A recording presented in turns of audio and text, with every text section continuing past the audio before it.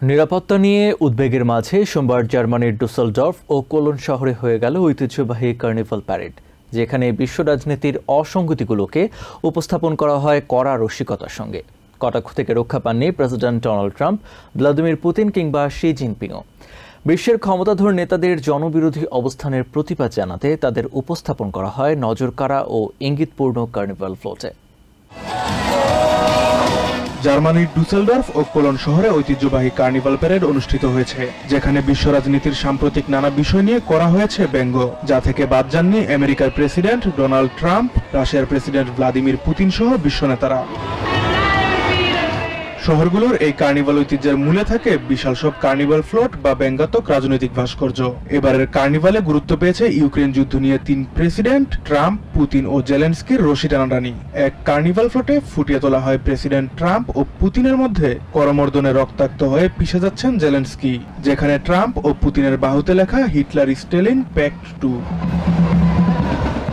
আরেকটি ফ্লোটে মশাল হাতে রোমান সম্রাটদের মতো পোশাকে দেখা যায় ট্রাম্পকে। তার হাতে থাকা 4টি আগুনের মশালে লেখা শুল্ক, দখল, গণবিতরণ ও জলবায়ু ধ্বংস।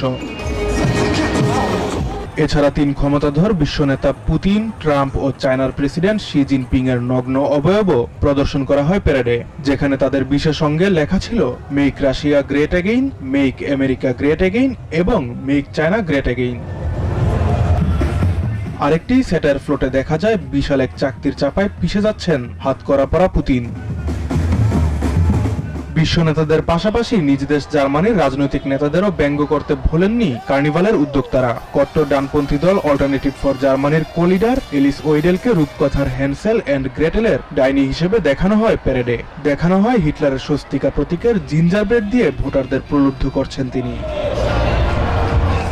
তবে প্যারেড ঘিরে বড় উদ্বেগের বিষয় ছিল নিরাপত্তা, বিশেষ করে সাম্প্রতিক মাসগুলোতে জার্মানিতে বেশ কয়েকটি উল্লেখযোগ্য গাড়ি হামলার প্রেক্ষাপটে কিছুটা আতঙ্কে ছিলেন দর্শনার্থীরা। আমি এই জায়গাটি ভালোভাবে দেখেছি। সবগুলো প্রবেশ পথে বড় লরি এবং ট্রাক্টর সারিবদ্ধভাবে রেখে আটকে দেওয়া হয়েছে, তাই আমি এখানে বেশ নিরাপদ বোধ করছি। অবশ্য এত কিছুর পরও হামলা হওয়ার আশঙ্কা রয়েছে, কিন্তু সেই ঝুঁকি নিয়েই বাঁচতে হবে। হামলা যে কোনো জায়গায় ঘটতে পারে। আরেক দর্শনার্থী জানান যে কোনো কিছু ঘটতে পারে জেনেও এখানে এসেছেন তিনি। মাঝে মাঝে আমার কিছুটা ভয় কাজ করছে। এখানকার রাস্তাটি কিভাবে সুরক্ষিত তা আমি দেখেছি, কিন্তু আমি থেমে যেতে পছন্দ করি না। পরিস্থিতি কঠিন হতে পারে জেনেও আমি সচেতনভাবে উদযাপন করছি। এদিকে কার্নিভাল উদযাপনের সময় দক্ষিণ পশ্চিমাঞ্চলীয় শহর ম্যানহেইমে ভিড়ের মধ্যে দ্রুতগতির একটি গাড়ি উঠে অন্তত 2 জন নিহত ও বেশ কয়েকজন আহত হয়েছেন। ফলে স্থগিত করা হয় কার্নিভালের ম্যানহাইমের পর্বটি। Fuad Hasan, TVN 24 news desk.